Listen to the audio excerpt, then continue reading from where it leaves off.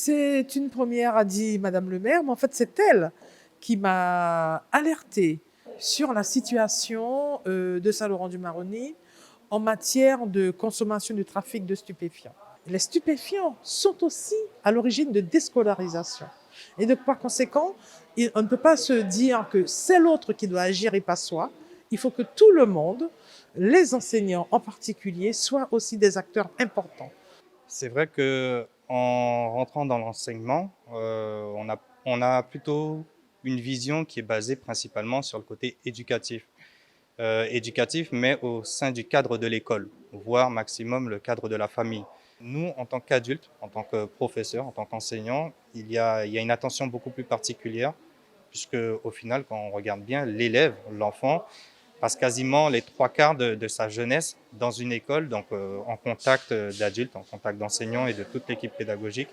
Et c'est vrai que ce personnel-là est en contact direct et a la possibilité d'impacter beaucoup plus facilement. Il faut former pour que les jeunes soient à leur tour des citoyens avertis, des citoyens capables de dire non aux dangers de la vie, des citoyens capables de faire des choix, des citoyens capables de réfléchir, de critiquer. La justice, c'est un service public qui est donc au service du citoyen, qu'il soit mineur ou majeur, mais aussi des collectivités territoriales. Et on est là en fait pour travailler ensemble pour que ce fléau, qui est le trafic de stupéfiants et donc la consommation, que ce soit dans l'Hexagone, voire sur le territoire guyanais, même si ce n'est pas la principale difficulté, il n'empêche qu'on est là pour échanger. Alors, et bien évidemment, on était aussi là pour expliquer, vulgariser aussi notre travail. Il y a une véritable défiance du citoyen, du jeune, en général des institutions publiques, en tout cas des institutions étatiques. Et donc la justice aussi doit œuvrer et en tout cas venir en avant de ces citoyens, de ces jeunes citoyens en devenir, pour leur expliquer que ce service public est aussi à leur disposition pour les protéger, pour sanctionner les personnes qui pourraient aussi les embêter dans le cadre de leur devenir. L'idée, c'est de sensibiliser ces jeunes. Ils sont à un âge où effectivement, ils sont au début de certaines interrogations, j'imagine, de sensibiliser surtout de ce que disait, déconstruire un petit peu le discours des commanditaires, qui est un discours extrêmement séduisant, qui parfois peut les amener justement à ce passage à l'acte par rapport à l'attrait simplement de l'argent. C'est voilà, de dire ok, très bien, c'est de l'argent facile, peut-être que tu réussiras ton passage, mais derrière, sache qu'il y a des sanctions pénales, sache que ton avenir va être bousillé si tu commets ces faits-là, dans la mesure où, après, à long terme, on a un casier judiciaire, on a l'impossibilité d'avoir la carrière qu'on veut, notamment dans la gendarmerie, dans l'armée, agent de sécurité, l'enseignement.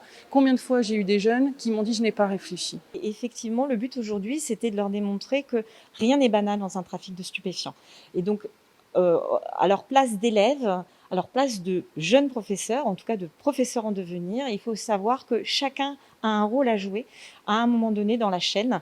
Et la chaîne pénale n'est là qu'à la fin. Évidemment, en leur présentant notre travail, qu'on leur explique aussi indirectement comment se protéger, comment faire confiance à l'État, comment faire confiance aux professionnels qui sont autour d'eux, que ce soit dans le domaine éducatif ou dans d'autres domaines sociaux. Compte tenu de la taille du département, des interventions particulières, très diverses, devraient être menées pour sensibiliser la population, pour mobiliser une coordination des différents acteurs qui interviennent, la justice, le système médical, les collectivités, les services d'État, les assistantes sociales. Vous voyez la diversité des professionnels qui sont appelés à intervenir pour ce trafic de stupéfiants. Et si on informe bien, on prévient bien, on peut monter les politiques et on peut agir rapidement pour mettre un terme aux difficultés qui se rencontrent.